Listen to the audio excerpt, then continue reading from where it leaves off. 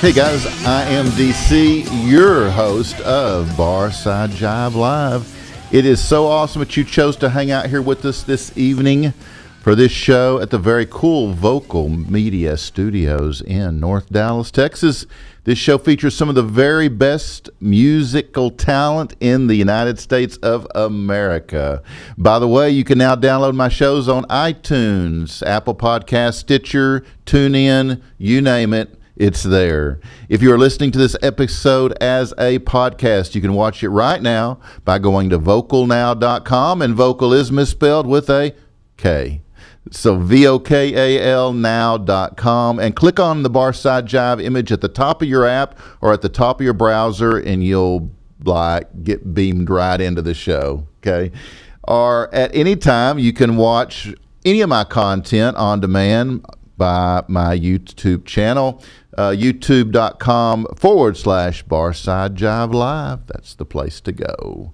Barside Jive is sponsored by The Zoo. On Vocal. The Zoo is the world's best rocked and can be streamed 24/7, 365 at vocalnow.com. Remember, Zoo Freaks get classic rock, deep cuts, B-sides, last tracks, stuff you're never going to hear on the FM stations. Plus, the big thing here is you can avoid all those long-ass 7 to 8 minute back-to-back commercials, which we all hate. Yeah! Now, be sure to check my merch. I've got tees and hoodies available at bradjensenart.com. That's right, the legendary artist Brad Jensen makes all my merch. Brad, Jensen art.com. When you get there, just click on DC's gear and purchase away. All right, guys.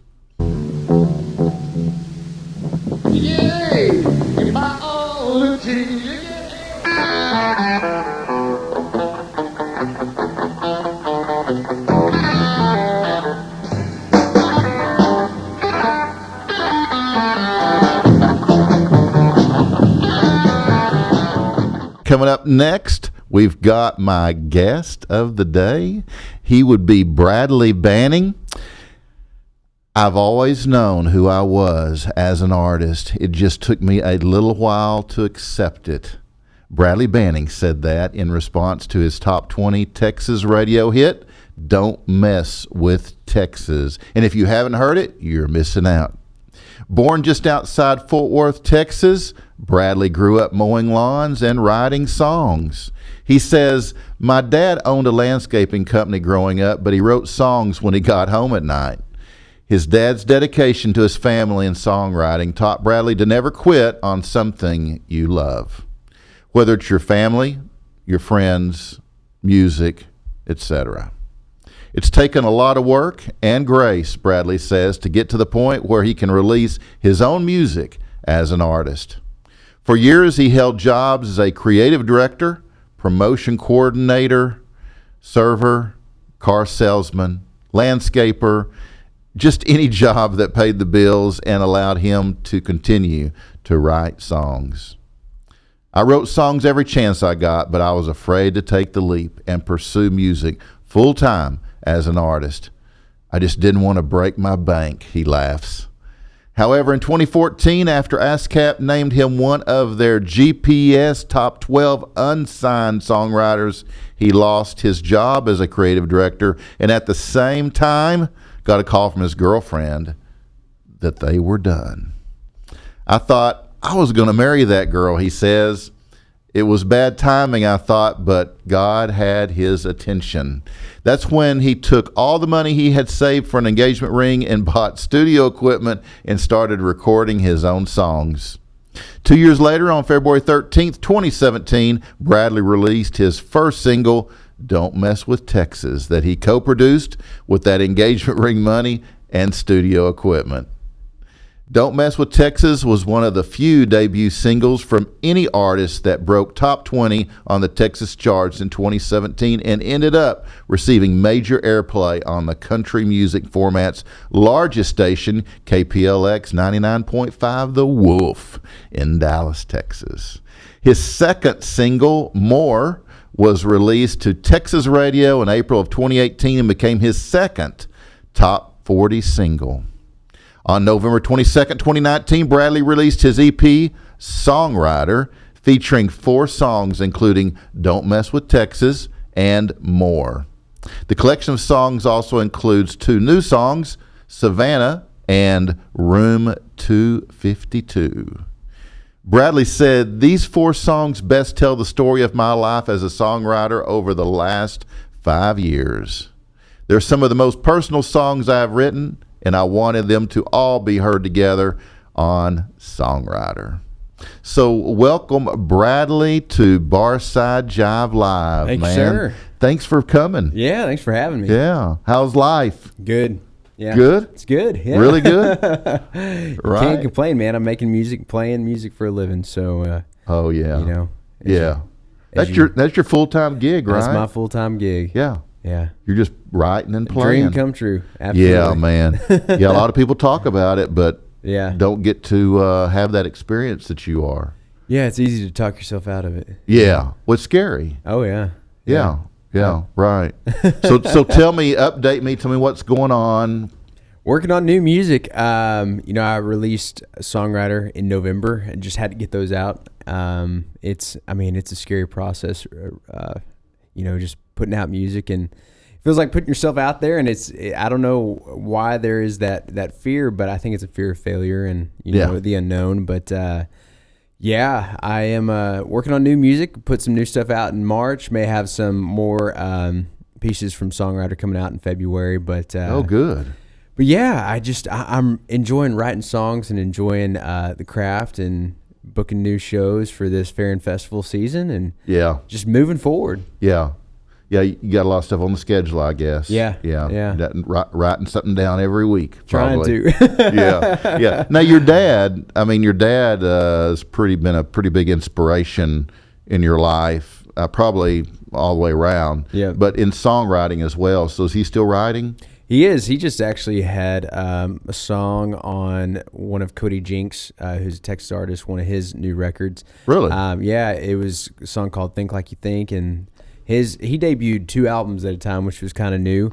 Cody did, and they were both at the top of the Billboard charts for weeks. And so my dad had a song on Think Like You Think on one of those albums that was at the top of Billboard for a couple weeks. So he's doing well, and he's excited, and he's writing more, and he's got a couple songs on the Texas charts right now, and of course he's had gold record before and cuts out of Nashville and Texas, and right. So he's kind of a hot commodity right now as far as songwriters go in Texas. He's writing with a bunch of people, and so he's good. He's enjoying it, having a good time doing that. Have you ever performed a song that he wrote? Oh yeah. Have you? We write together, and actually my first single, "Don't Mess with Texas," we wrote together, and oh, okay. So that was cool, and yeah. I've thought about just cutting a record where I just record just songs he's written, but who knows, But that would be fun. Yeah, we do write a lot together, and we and I've recorded some songs he's written. Yeah, that would be cool to get to work, on that level with your father. Yeah, and I would think that you both writing songs. What would be really cool is you both writing songs about your life growing up in that home. Yeah. And stuff that happened, and that would really it'd be a cool album. Yeah, I've got one I'll play today then. Okay, cool. Called David's Son. His name's David Banning. And okay. I wrote a song called David's Son. That's awesome, man. Yeah. Love to hear it. Yeah, love to hear it. Well, what do you say before we get too far down the road, we just go ahead and play one? Okay. You ready? Sounds good to me. You're always ready, aren't you? I mean, we're talking about my dad, so we might as well just play that song. Play that one? Okay, cool. Sounds good to me. Now, this song, did you co-write it with your dad or what? I didn't. I had this song, this idea for a couple years, and I didn't know how to write it. And I was out on my first radio tour, and I came home that night at like 2 a.m. and I'd just been out visiting radio stations for the last few days, and came in. I was like ready to go to sleep, and this idea came back and it hit me. I was like, I know how to write it now. Great. So so just stayed up and wrote it. I wrote this one by myself, but yeah. Wow. It's called David's Son. I was the idea was my dad's name is David. Right. And like I said earlier, he had a landscaping business for years and still owns it, but he that's how he paid the bills and that's how he kept us fed and helped us to he built a life for us in order to pursue our dreams and the things that they thought God called us to. And so he wrote songs every night when he was done working. And he's a great songwriter, probably the best songwriter I know. And I was living in Nashville and going back and forth to make that 12-hour drive between Nashville and Texas a lot. And right. So on my way back to Nashville one night, and after I lost my girlfriend, the bio kind of stuff you read earlier, right? And I had lost my job and the girlfriend. I was like, "Who am I?"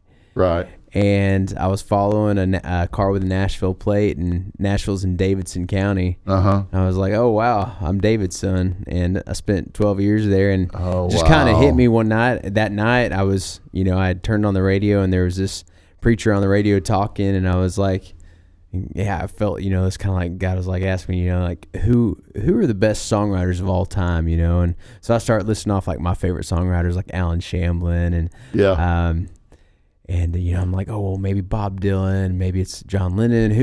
Who is it? I have no idea. Skip Ewing. And he's like, no, think about it. And the Psalms and the Bible are right. read everywhere every day, and right. They're actually probably the most published songs ever, because right. the Bible is one of the most, if not the most published book ever. And right. And the Psalms and the songs in the Bible, Song of Solomon, were all written by David and David's son Solomon. And absolutely. I was like, that's kind of a cool angle. And it is. I got home that night, wow. and it all just kind of hit me on how to write it. And I was like, oh, man. And so it's kind of a cool song. It's just called David's Son. It's about my life and about my dad. And so it's kind of a song I wrote for him. Right. Okay. Can't wait to hear it. Daddy has a Bible name. It isn't Peter, Paul, or James. I'm David's son. Pleased to meet you, I'm David's son. He provided for our family, mowing lawns. Spent his nights writing country songs. I'm David's son. Pleased to meet you, I'm David's son. I look like him. I sound like him, I write songs like him, and I'm tough like him, and no matter where I go or who I become, I'll always be David's son.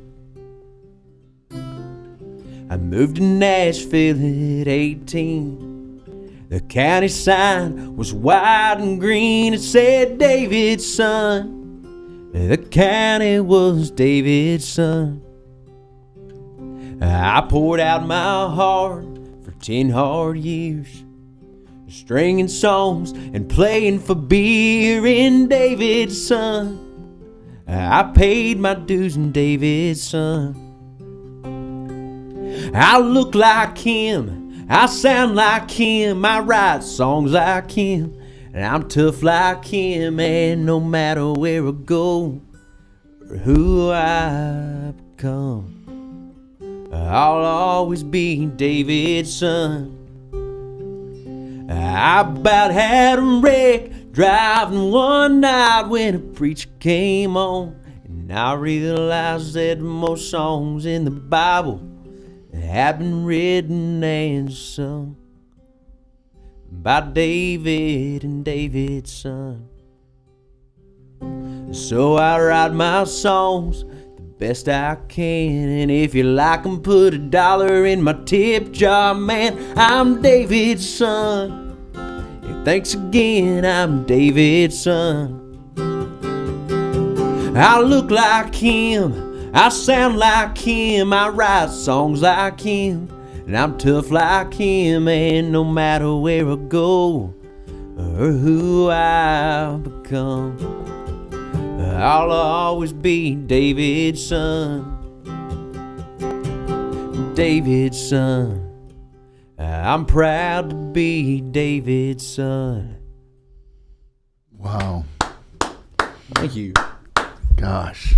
I guess your dad's a special kind of guy, right?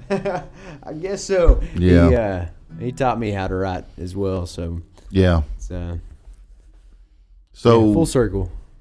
So at what age were you when you first realized that, or maybe they recognized in you that you had this music thing going on? I was 4 when I realized I wanted to. I remember it to a degree. Really? I mean, I remember. Dude, I don't remember what I was doing when I was 18. Really? I don't I know. have a bunch of memories from 3, 4. Like, Do you really? Yeah. I don't know why, but I remember around 4 years old was one. I'm told that I wanted to do that. There was a memory. Basically, I was at the doctor's office for my yearly checkup, and the doctor was like, "So what do you want to be when you grow up?" And I knew my dad had a landscaping business. I remember him coming home. I met Garth one day when he came home from landscaping, and I remember him coming home and taking a shower, changing, then taking me up to the radio station to meet Garth Brooks. Wow. And so I remember it was all around that time, and so I knew he had a landscaping business. I knew he mowed lawns, but I knew, I guess maybe I could just tell he loved writing songs. Mm-hmm. He's a passionate songwriter. Mm-hmm. He loves the craft of songwriting. Mm-hmm. And it was never about fame or money. It was always about he loved songs. And so I remember I recognized that, and so when I saw him as a songwriter, and I went into that doctor's appointment, and the doctor's like, "So what do you want to be when you grow up?" And I was like, "I want to be a songwriter like my dad." Mm-hmm. And they go, "No, like a real job, like a fireman, a policeman, or something." And I was like, "I'm going to be a songwriter like my dad," job, yeah. And I think that's half the struggle is like, of pursuing the arts, the craft of songwriting or music, whatever your art is, but it's always that get a real job kind of thing. Yeah, right. It's just kind of a funny thing, but yeah, I remember at 4 years old. Wow. They tell me that story, and I kind of remember that, but I remember again, I was probably 13. And I was out at Billy Bob's Texas in Fort Worth with my dad, and a buddy of his, Chris Cagle, had just got a record deal and was playing a show out there, and he played Drift Away by Dobie Gray. Oh, yeah? And I ended up being around the guy who wrote that, Mentor Williams. I ended up being around him kind of in a roundabout way because of some friends who were really good friends with him. And that song was always there in my childhood. And I loved that song so much. And I remember seeing Chris perform it at Billy Bob's on stage and going, I want to do that. Right. That's what I want to do. And, and of course, growing up, I always looked up to Garth Brooks and pretend I was Garth Brooks, Right. So it was just kind of always there, and I moved to Nashville when I was 18, and then you get up there and you hear the word no, and then you realize everybody else is good, and then you're like, oh man, I'm gonna have to be broke, and then you kind of get nervous about it, Yeah. Right.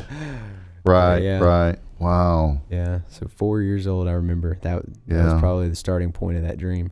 If that doctor, I guess he's probably still around, but if he could see you now. Yeah. You got to go back to him and say, hey. Yeah. Here I am doing it. I wasn't just kidding. I wasn't kidding either. I wasn't joking. Yeah. There were years, though, where I thought I might not do it because fear might get the best of me, But fear is ugly. It really is, man. I think it's a freaking sin. Yeah, it is. It actually is. I guess if you're afraid of everything, then you're not trusting God. So therefore it is a sin. Right. Can't have a whole lot of faith. And exactly. I mean, we all. Oh yeah. From time to time, things surprise us. But that's awesome. How do you deal with fear yourself personally? Man, that's a funny question. I learning every day. It's I think, if I'm being honest, I released a single. I moved back down here to Texas in 2016, in August of 2016, ended up releasing the first single in February of 2017, and then that song had Don't Mess with Texas. It had a 1.5 year lifespan, which was kind of unheard of. I released it in October of 2016. It didn't go to radio till February 2017. It hit top 20 at on the charts in July of 2017, and then it kind of died. And then 3 months later, 99.5 The Wolf in Dallas came back and said, hey, this song's testing really, really well. Wow. We're going to play it for you. And they played it for about 6 months, 14 times a week. So that kind of got everything rolling in Dallas Fort Worth for me. And it just continued, you know. And then so that happened. And then I was like, okay, I had all this. I got to follow this up. And I'm like, man, like, how do I do that? You know, and then that fear comes in, and you've just had success and like kind of affirmation, hey, keep going, do this. Right. But then you just kind of get afraid. And so I guess I'm learning every day to deal with it and to just keep being vulnerable and putting myself out there, you know, because I mean, if I'm supposed to do this music thing and keep doing it, I'm not going to know unless I do it, you know? Right. Just keep chasing it, keep moving forward the next day. I guess that's it, is just being thankful for what you got and waking up every day and, you know, doing your best. You know, I guess really life is just a series of tests. Yeah. One after the other. Yeah. And I guess we are expected to, you know, handle them appropriately, you know, handle the test. And I guess you know, God's just always watching to see how we come through. And I guess, you know, I guess it's all about being blessed based upon your faithfulness and how you handle those tests, right? Yeah. I think we're all given that grace and that blessing, and, you know, the fruit from it that we see, the abundance of the fruit, all the good things we see going on is kind of, you know, is the result of, okay, how do we receive this grace and this blessing and the faith that he wants to give us, you know? Right. And so I think the more we're open to like receiving it and actually being vulnerable and trusting that he wants good things for us, I think the more we see it in our life. But I think that blessing is already there just out of goodness of his heart, you know, and God being love. But yeah. Yeah. It's the trusting part. It's the trusting part that's hard. Yeah. Right. Right. It really is. Because it's like, I know, but I'm right here. I could just take care of it, you know? Yeah. It's like, but yeah. Yeah. No. It's hard. It is hard. It is hard. Well, you know, maybe that'll lead us into another song, Bradley. Yeah. What do you got? Let's see what I have for that. Well, can we segue into a appropriate song? yeah. Let me see, you know. Yeah, why not? Let's do this one. So I know Bradley probably came in here and he was all prepared with these certain songs on it. He probably put this set list together, and I'm completely knocking it out of the park for him. This is my favorite way to come in and do this, is like, I had the songs in my head, but you know, I've got 30, 50 plus songs that I know I can play on my own, just off the top of my head. But I love it. Like, my favorite part about growing up and what really attracted me to Nashville and music and songwriting were the songwriters and the stories behind the songs. Yes. And so when I moved up there and played in all the writers rounds where you've got like 3 or 4 songwriters sitting there just playing their songs, they're telling stories and they're talking to each other, and what they're playing next is based upon what's been going on in the round, you know. Right. Some people go in there with a set list of what they want to play, but a lot of it, you know, I feel like the really fun rounds to watch were when they were all talking and just kind of, oh, well, hey, yeah, that reminds me, I wrote this song. But you're just talking about blessing and stuff in life. And my second single to radio that I followed up with, it didn't do nearly as much for me as Don't Mess With Texas did, but it was still a favorite song of mine. I realized, you know, at some point in Nashville, kind of that girl that I thought I was going to marry, 2014, I just was like, man, God, I want more out of life. Yeah. I went to Nashville, and, you know, a lot of what attracted me was fame and fortune. Sure. You know? At the root of all of it, it was songwriting and music, but that fame and fortune stuff really kind of like gets in your head, and you want that. Yeah. And if you don't have that, it's not worth anything, you think. But I realized that the more I pursued that, the less happy I was, and I just wanted more of the good stuff. You know, more time with the girl I was with, more, you know, just more friends on a back porch drinking beer, and eating barbecue and more family, more God, more everything. And it was at a time in my life when I started realizing I wanted to get married and wanted to have a family of my own someday. Right. And which I think I lost sight of for a while. And so this song's called More, just about wanting more of the good stuff out of life. Awesome.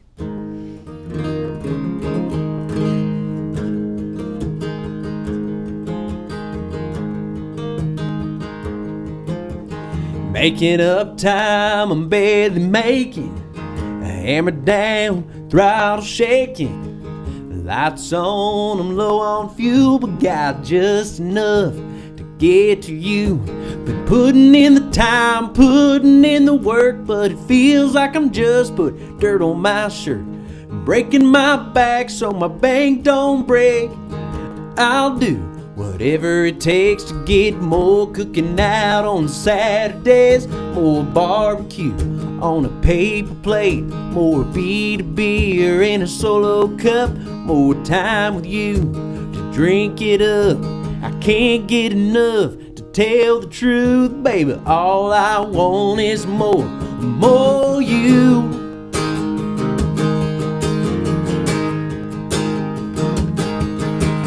Back porch sitting just looking at you.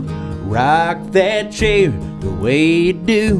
Behind the green in your eyes, I can see the future sitting here tonight. Now I'm making plans I didn't plan on making. Praying for things I never thought I'd be praying. It's less about me, more about us, more about God, more about loving, more cooking out on Saturdays, more barbecue on a paper plate, more beer in a solo cup, more time with you to drink it up. I can't get enough to tell the truth, baby. All I want is more you.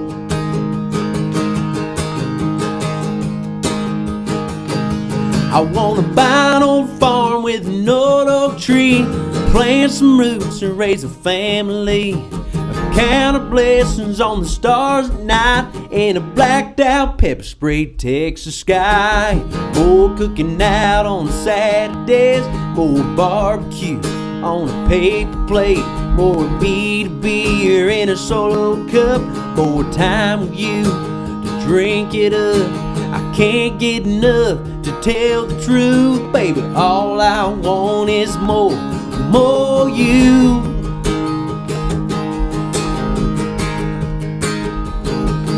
More you.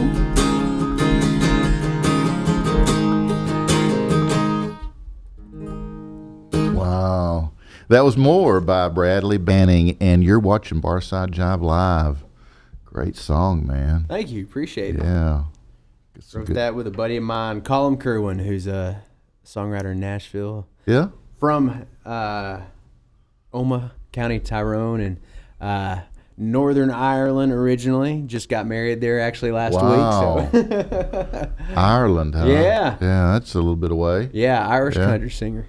Yeah, wow. So did you meet him in Nashville?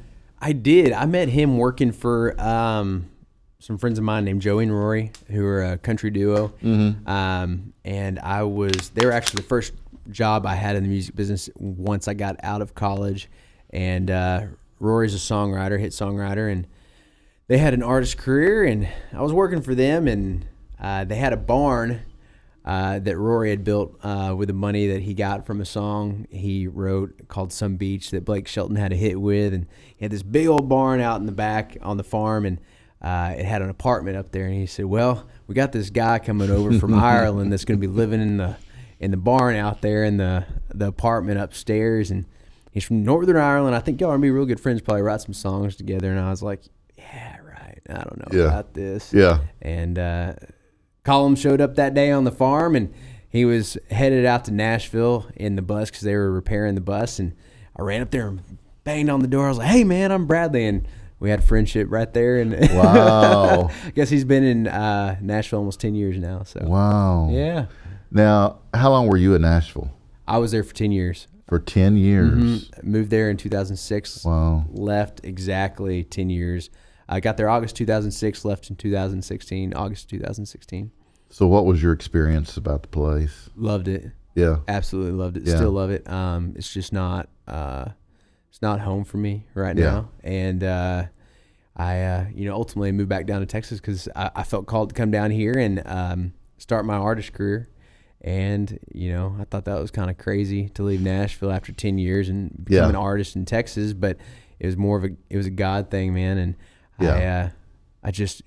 it panned out well, so I'm happy. And but Nashville I think it was huge for me because I saw that I pursued a dream that I had as a kid, moved there, but it's kind of a preparation time. It just prepared me to come back and pursue making music full time because I did everything in the music business almost. If I didn't do it, I got to see it regularly because I worked for management companies, labels, interned for a bunch of companies, and so I got to see everything and really know where I fit in. And ultimately, working in the business was not enough for me. I wanted to be making the music, and it showed me that, and I love the community I have up there. Everybody's so talented, and most of my friends are all still up there. Are they? Yeah, I've got family and great friends in Dallas-Fort Worth area where I live now, but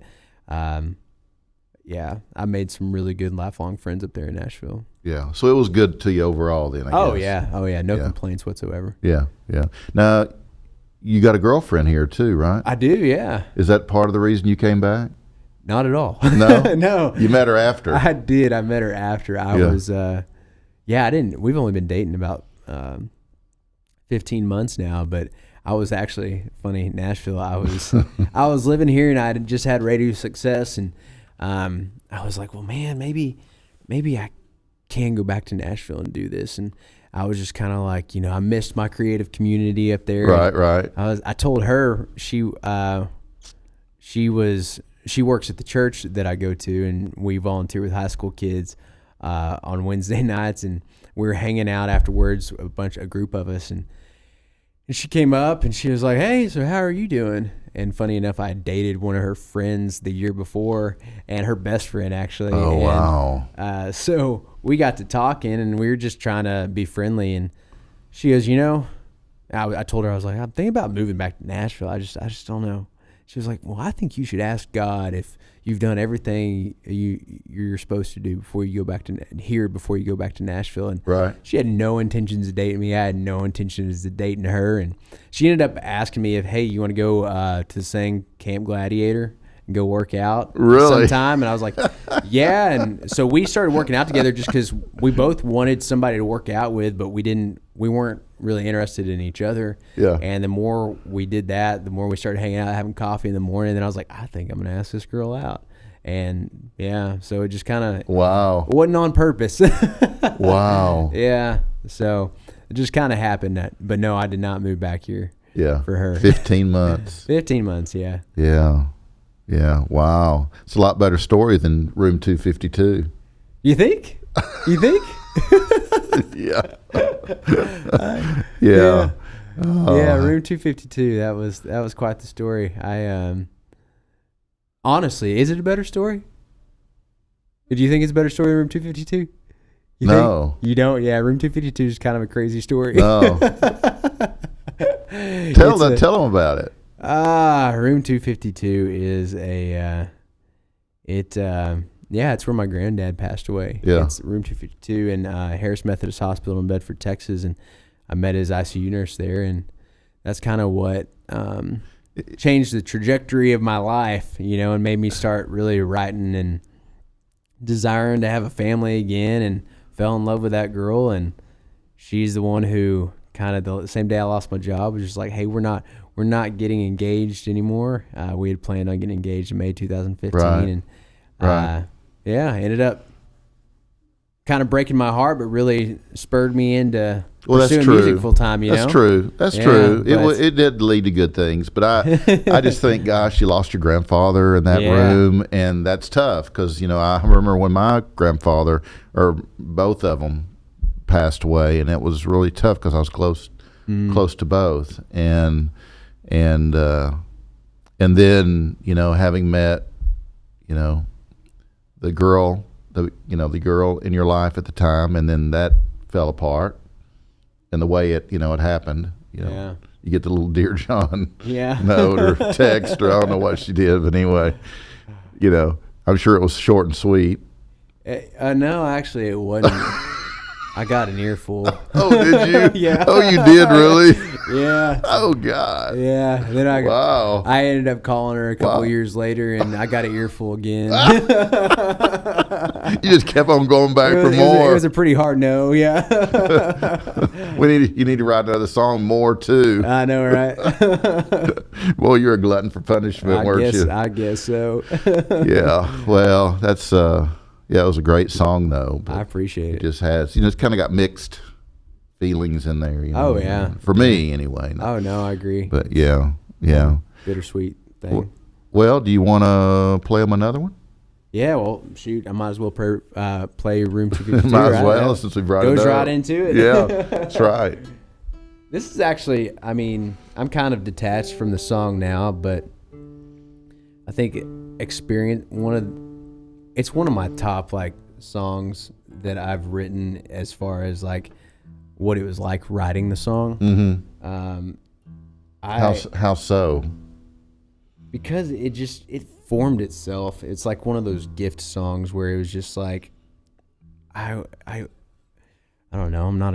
I don't feel like I'm a good enough writer to have written the song. Like it just had to be given to me. And it just, I don't know. The lines just fell one after the other. I think I'd just come back from Texas or somewhere and gotten back to my place in Nashville the night that I wrote it. And, it was 2 years after the fact. Mm-hmm. And I had the idea of Room 252, and I just kind of sat down. Some friends of mine asked me if I wanted to go get a drink, and I was on my way out the door, and I had to call them and say, "Hey, sorry, I got to stay here and write." And I sat down with my guitar and just started speaking how I felt it and what I felt about that room and what I felt about everything that happened, and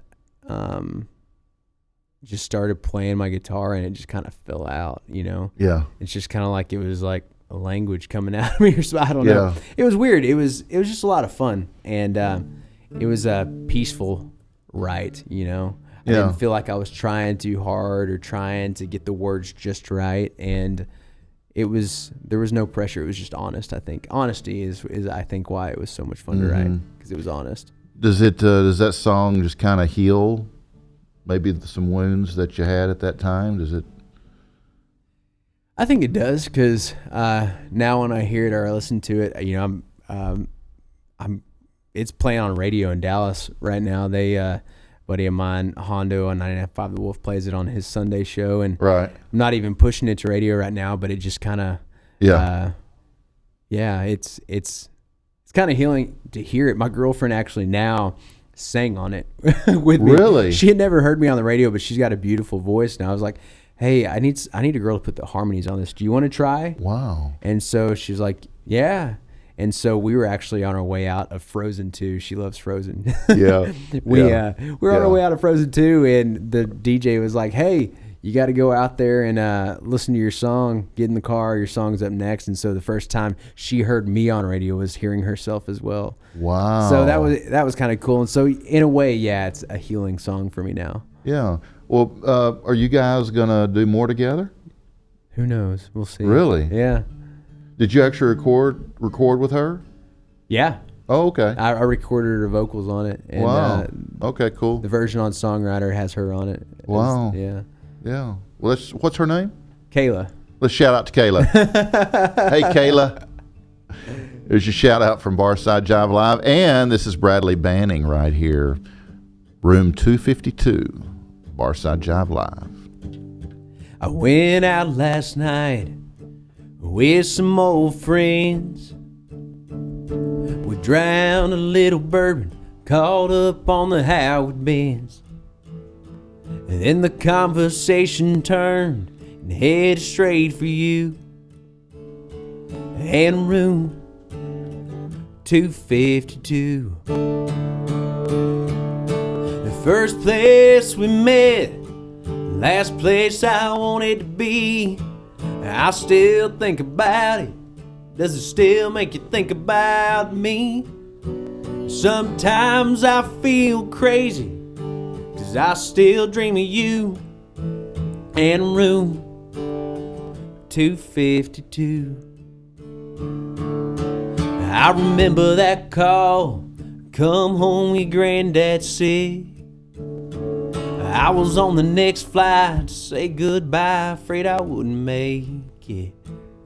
You were dressed in your scrubs, like an angel in blue, standing right there in room 252. The first place we met, last place I wanted to be. I still think about it. Does it still make you think about me? Sometimes I feel crazy, 'cause I still dream of you and room 252. Now I still believe something bigger happened that day than just a man losing his life. And I know you thought that too. I saw it in the way those tears rolled off your pretty green eyes. It's like my granddad was holding on just so the two of us could meet. And I still have hope that someday you'll find your way back to me. But until you do, I think about you and room 252. The first place we met, last place I wanted to be. I still think about it. Does it still make you think about me? Sometimes I feel crazy, 'cause I still dream of you and room 252. You still think about me and you and room 252.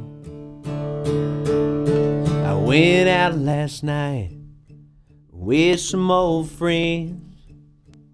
We drowned a little bourbon, caught up on the Howard Bends. Wow. That's great. Thank you.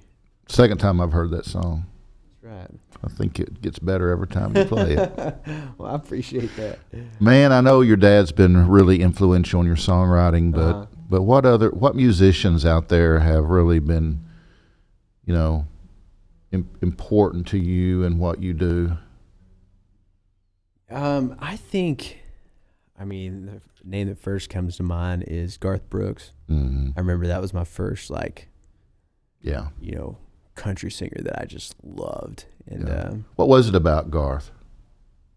I really don't know. I remember there was this day my dad came home. I was kind of talking about earlier. He came home from mowing lawns, and he said, "Hey, Bradley, Garth's at the radio station," which is funny enough. It's KPLX, was KPLX at the time, which is now 99.5 The Wolf, which was the station that played my song in Dallas that got me going. Right. He said they're down at KPLX. Garth's down there. You want to go meet him? And I got my CDs, and he took me down there. And Garth took about 20 minutes and sat there and talked to me. They tried to kick us out because we'd been waiting around for about 30 minutes. They're like, "Hey, Garth's not coming out. Y'all got to go." And Garth walked out about that time and goes, "They can't make you leave without your CDs." And he took him and he said, "I'll be right back." And he went into the radio station, did an interview, came back out, and spent 20 minutes talking to me. Wow. And I think, that obviously when you're a kid, that has a huge impression on you. And yeah. And I think, just the songs too. I loved Friends in Low Places. Mm-hmm. I think there was a positivity to his music. He had songs. Of course, he's a great songwriter, but he cut songs that were great. And I think, I don't know, I just, like Unanswered Prayers. And I don't know, I liked his song selection. Mm-hmm. And I've always liked artists like that who've had a great ear for songs. I think there's some guys out there that do that really well and are about the songwriter. Funny, Kenny Chesney's one of them who I think is just always picked really great songs, and knows his market and his type of song, and he's great to songwriters. And you know, a lot of my heroes though were songwriters. Alan Shamlin's one of my favorite songwriters. Just him as a person, you know, I don't know him. I've met him a couple times, but just seeing him and the type of songs he's written. Who else? You know, as I got in college, one of my favorite performers of all time now is Bruce Springsteen. Oh yeah, and I love his writing. Yeah, I think, you know, I'd have to say guys like Alan Shamblin, Garth Brooks, and Bruce Springsteen, kind of all over the board. But I've got a bunch of friends that are huge, very instrumental in the way I think about songs as well. And I've just been lucky enough to have been surrounded by songwriters my whole life. Right. And music. But yeah. Well, what's interesting is those two performers that you mentioned, to me, have this, because all of them don't, but they have this ability to really connect with their audience, and they have this energy that just creates this excitement, this stage presence. So yeah, they're great songwriters, and yeah, they sing really well and they play really well, but they have another component that not everybody gets. Yeah. And it's that energy, it's that connection, the ability to connect with every single member of the audience. You know, some people look out in the audience and you see just a sea of, you know, people in the audience, but some people look out and you actually see faces. Yeah. And you have eye contact with people. And like I say, some of them have it and some of them don't. You can sure tell the ones that do, but both of those guys. They seem to really enjoy what they do. Yeah. You know? Oh, yeah. Yeah. Yeah, it's got to be more than a paycheck, because that's a rough way to make a living if you really look at it. Touring. Oh, yeah. It's a beating, right? Oh, yeah. So, anyhow. Hey, okay, it's time for my lightning, non-lightning round. And what we do here is, the reason is usually people call it lightning round, but I call it lightning, no lightning, because it's lightning for you, because I want quick answers. But a lot of times you say stuff and it makes me curious, so I have to stop and ask you why. I like that. So sorry, No. but you know, I'm the host, so I can do what I want. All right. Exactly. So okay, so I'm gonna run through these real quick. There's like 10. Okay, you ready? Okay. All right. Favorite app? Favorite app? Man, I don't have a favorite app. Oh man, that's What's the most used app on your phone? most used app. Well, probably Instagram, but I don't really like Instagram. To be honest, it's one of those social media phenomenon things. Like, Right. why do I You have to use do it, but you don't want to really do it. Oh, you know what? Favorite app? I do voice memo, because it allows me to keep track of all my song ideas. Yeah, there we go. Right. Perfect. So, because if you don't write them or sing them or say them quick, they're gone. Yeah, it's the best tool. The best app for songwriters, I would say. Right. Yeah. You have an iPhone? I do. Yeah. Okay, zodiac sign. I have no idea. Really? I don't. Yeah. What month were you born? November Yeah. What day? 22nd. 22nd. Okay. All right. Favorite beverage? Favorite beverage is Coca-Cola, probably. I love Coke and popcorn. Do you really? It's my favorite. Even if you're not in the movie?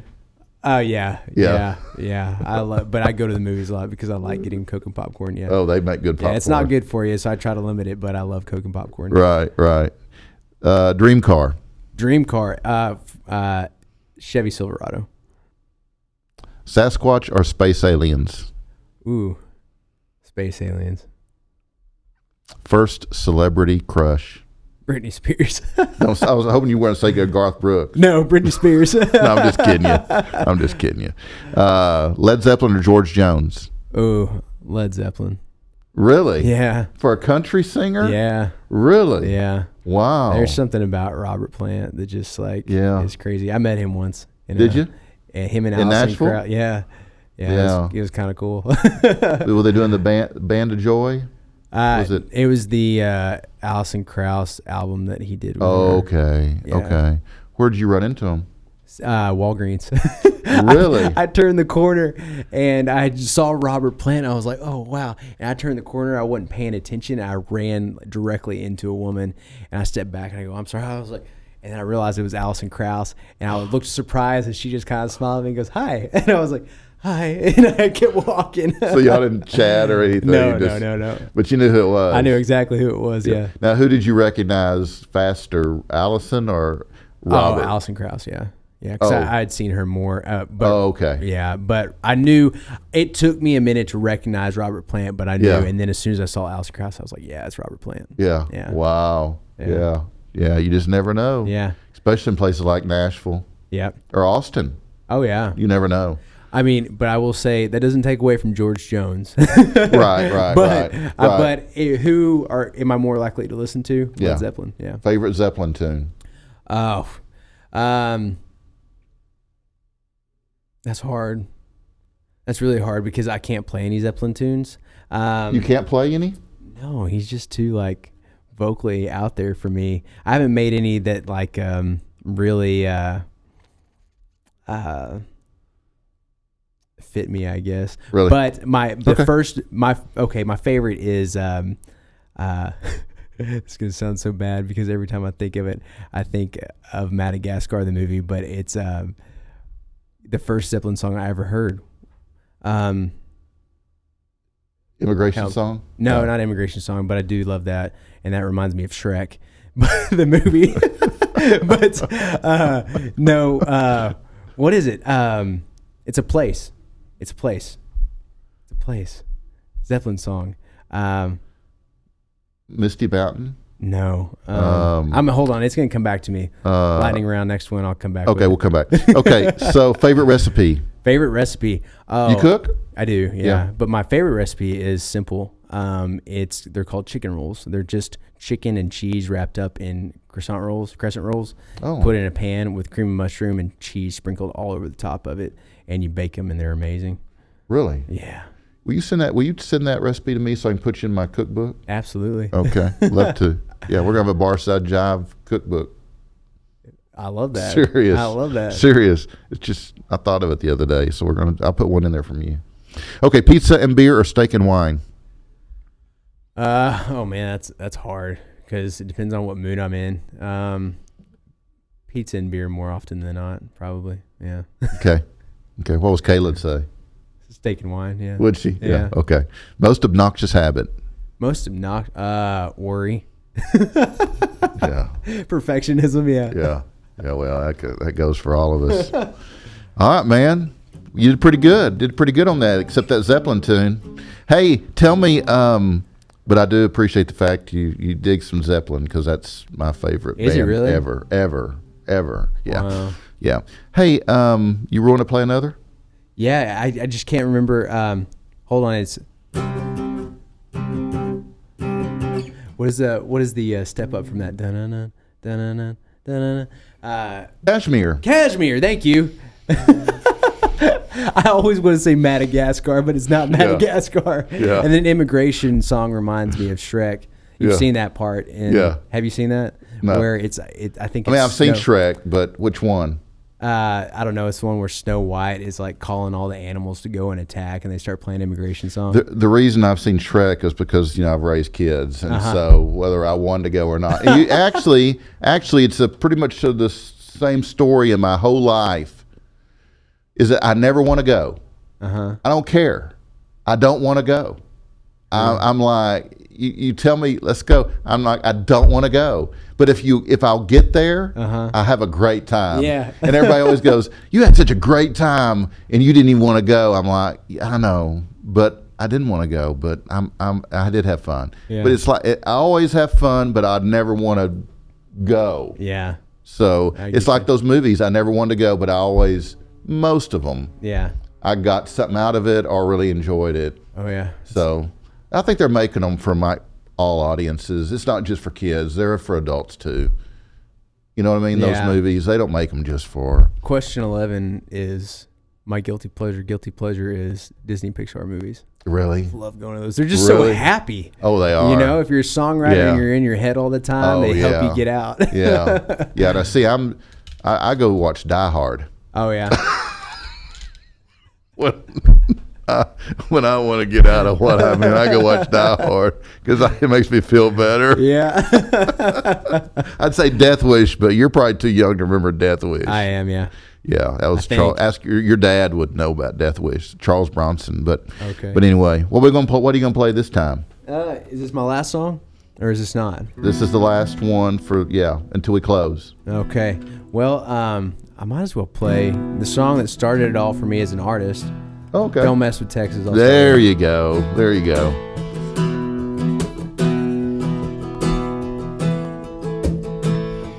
You don't drive across Texas on a single tank of gas. You don't leave the Lone Star State without wishing you were back. You don't go through San Antonio and forget the Alamo. You don't pick blue bonnets off the side of the road. You hold on to your license plates and hang them on the wall. You dance every chance you get with your girl at Green Hall. You take some time, spend the night down in Fredericksburg. You don't mess with Texas. You love her. You don't live in Austin if you ain't a little weird. You don't float the Guadalupe without a tube for the beer. You don't sing a Willie song if you can't sing it right. You don't touch your cowboy's hat if you don't want to fight. You hold on to your license plates and hang them on the wall. You dance every chance you get with your girl at Green Hall. You take some time, spend a night down in Fredericksburg. You don't mess with Texas. You love her. Yeah, you love her. You don't leave a girl in Fort Worth and head to Tennessee and not tell her that you love her, 'cause if you did, you'd be me. You hold on to your license plates and hang them on the wall. You dance every chance you get with your girl at Green Hall. You take some time, spend a night down in Fredericksburg, where you don't mess with Texas. You love her. Yeah, you love her.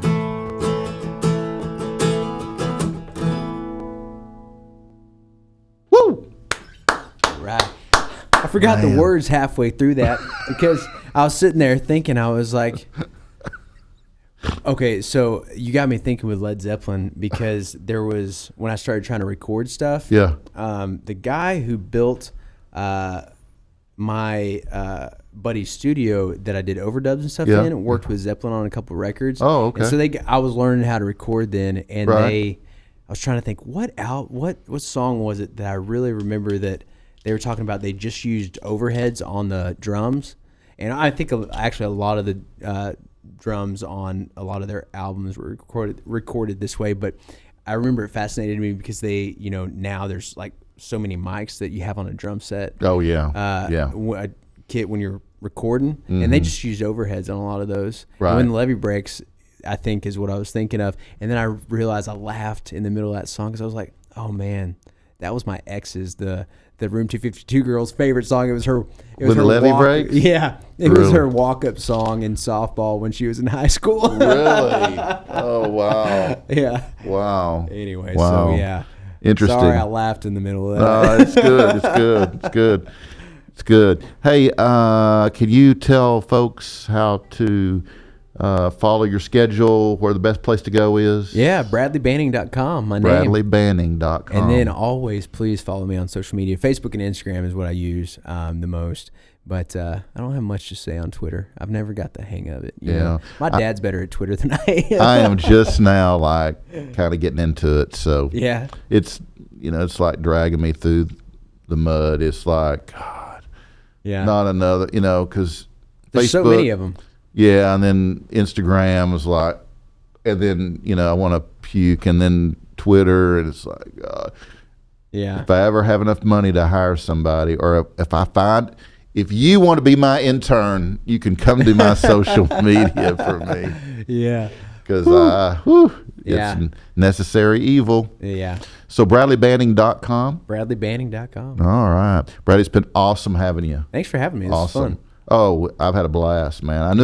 I knew I'd have a blast when you were coming down the hall, but yeah, I always enjoy seeing you and gosh, wish you all the best. Thanks so much. I love that you're a believer, and I think that's just that's why you've been so blessed, and I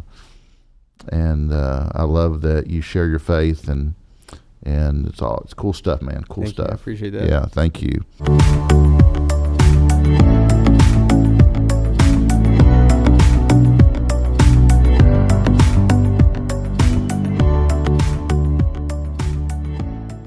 Besides my Tuesday and Thursday 7:30 p.m. shows right here at the Vocal Studios featuring musicians and visual artists, don't forget my show in the Dallas Design District on Wednesdays from 7 to 8 p.m. 1523 Dragon Street featuring singer-songwriters and those visual artists. Got some cool stuff there now, guys. You need to check it out.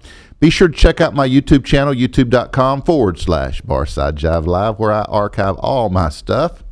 Remember that VocalNow.com is home to the zoo as well as Barside Jive. So download the Vocal Now app, and remember it's spelled, it's vocal with a K. Vocal Now app from your app store. You can watch all my content and listen to the zoo. If you create music or some other form of art and would like to be featured on one of my shows, or you would like to sponsor or advertise on one of my shows, or maybe you just have an idea, maybe a comment, shoot me an email, dc@barsidejive.com. My show today has also been brought to you by Hip and Hippie. Hip and Hippie is a planet-loving company known for its high-quality, earth-friendly, 100% recyclable candle line and natural body care products. It's no wonder eco-supporting people love Hip and Hippie, hipandhippie.com. I'd like to thank Jay and Jimmy, our production team, for the hard work they do behind the scenes. And guys, we are out of here. Thanks again for hanging out with us this evening. We appreciate your support of what we do here and hope that you'll share us with your friends, your family, your followers.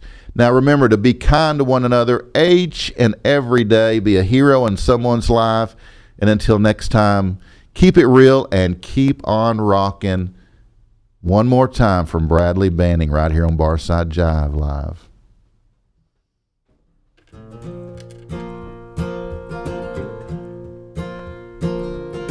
I held the door and tipped my hat. She said I didn't know cowboys still did that. Said I'm not trying to brag, but I'm a Texan. We say yes sir and thank you ma'am, and keep a word when we shake your hand. It's just the way we're raised, I reckon I'm a Texan. It ain't just a state, it's a state of mind. Hey, there's nothing wrong with the other 49, but you can bet your boots that when I hang up my Stetson, yeah, I thank God I'm a Texan.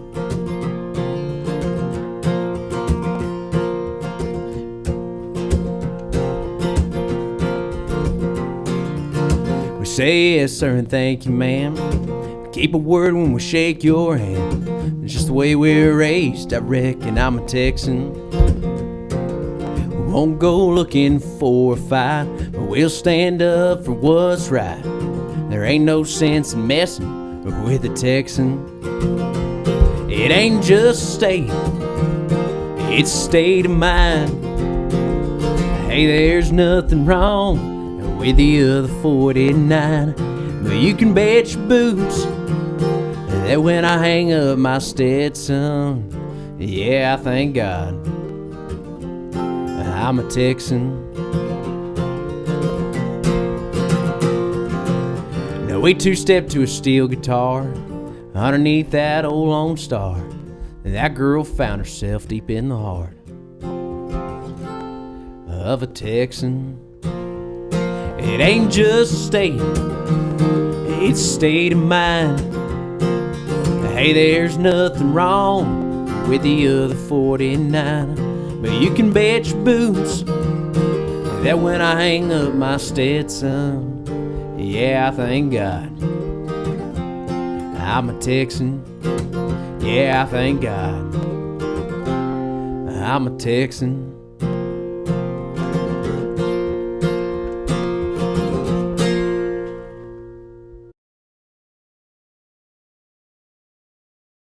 Have mercy.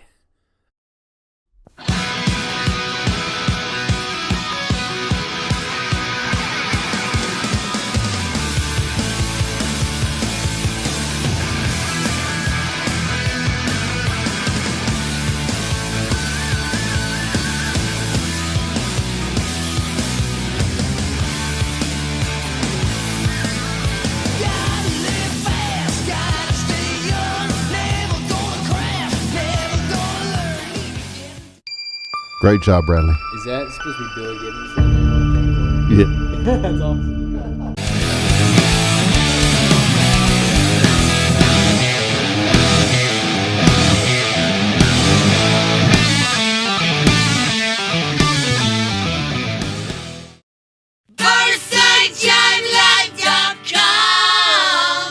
That's BarsideJiveLive.com.